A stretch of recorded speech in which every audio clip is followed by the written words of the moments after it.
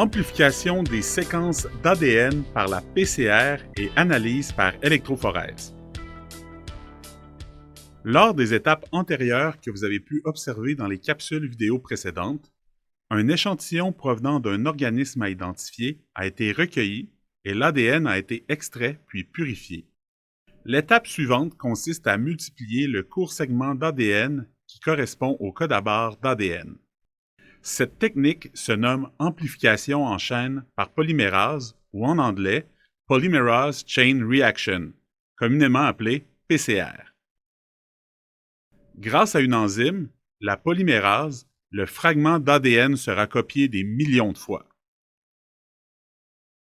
L'amplification en chaîne par polymérase consiste à répéter un cycle de température au cours duquel le nombre de copies d'ADN sera multiplié par 2.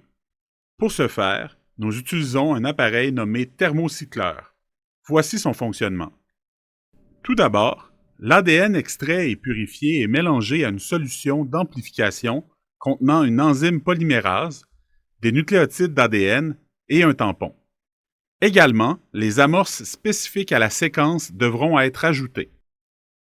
Il est à noter qu'il n'existe pas de code à barre ADN universel pour tous les groupes d'organismes. Il faut tout d'abord déterminer le règne de l'organisme d'où provient ton échantillon, soit les végétaux, les mycètes ou les animaux, et si ce dernier est un invertébré ou un vertébré. Selon la classification de ton organisme, prends les amorces d'ADN spécifiques à celle-ci. Ces amorces seront utilisées afin de multiplier les différentes séquences d'ADN. Une fois dans le thermocycleur, la solution est chauffée à 95 degrés Celsius. Pendant cette période, l'ADN est dénaturé et les deux brins d'ADN se séparent. Lorsque la solution atteint une température de 54 degrés Celsius, les amorces complémentaires s'associent aux deux extrémités des brins simples d'ADN. Il s'agit de l'hybridation des amorces à l'ADN à amplifier. Les amorces sont de courtes séquences d'ADN complémentaires à l'ADN à amplifier. Puis la solution atteindra une température de 68 degrés Celsius, ce qui permettra à l'enzyme polymérase de synthétiser de nouveaux brins d'ADN reliant les nucléotides en utilisant l'ADN à amplifier comme modèle. Cette étape se nomme l'élongation des nouveaux brins d'ADN par l'ADN polymérase.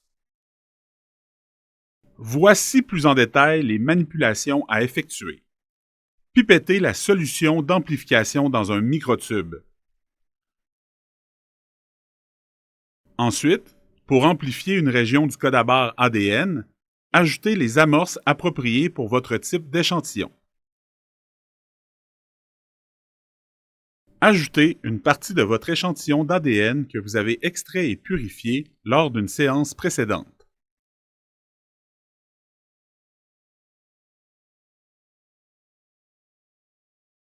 Déposez le microtube dans l'adapteur pour effectuer la centrifugation. Centrifugez 30 secondes à 13 000 rotations par minute. Il est temps d'amplifier les séquences d'ADN contenues dans votre échantillon à l'aide du thermocycleur. Comme cela a été précisé précédemment, l'amplification en chaîne par polymérase repose sur la facilité qu'a l'ADN de passer de l'état de double brin à l'état de simple brin selon la température.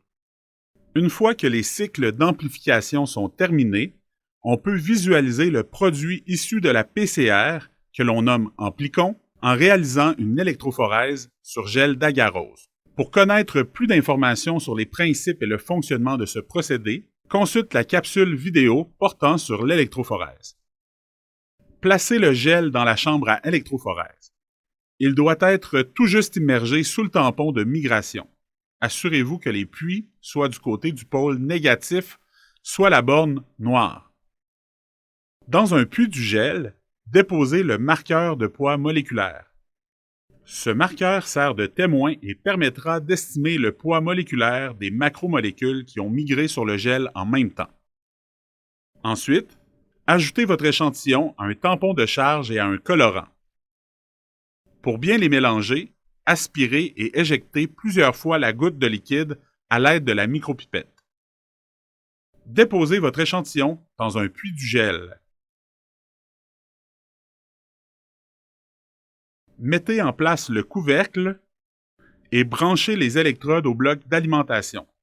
Laissez l'ADN migrer dans le gel pendant une période de temps définie. Une fois que la migration est terminée, coupez le courant, sortez le gel et placez-le sur la table à UV.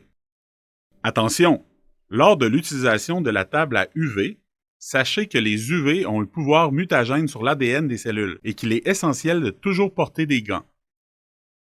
Réduire les sources de lumière et allumer la lampe. Prenez une photo de votre gel. Il ne reste plus qu'à déterminer si l'extraction et l'amplification de l'ADN de l'organisme est un succès.